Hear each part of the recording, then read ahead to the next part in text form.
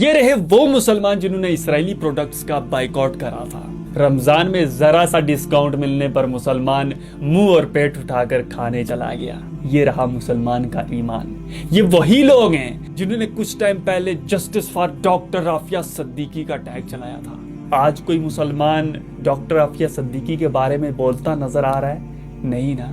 हज और उम्रा करने वाले आजी साहब जब मस्जिद नबवी से बाहर निकलते हैं तो वो सामने स्टारबक्स में घुस जाते हैं खाने के लिए। ये रहा मुसलमानों का बाइकॉट। और कुछ मुसलमान मेरी लास्ट वीडियो देखकर गुस्सा हो रहे थे, अबे ओए तू इमाम साहब के बारे में ऐसा क्यों बोल रहा है?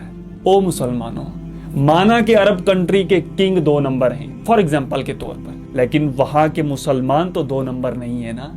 कितने अरबी मुसलमानों ने फलस्तीन को लेकर प्रोटेस्ट करी, कितने अरबी मुसलमानों ने फलस्तीन में चलते जेनोसाइड के खिलाफ बोला। और मैं जब इन औरत प्रस्त और क्लबों में नाचने वालों के खिलाफ बोलता हूँ तो आप लोग गुस्सा हो जाते हो।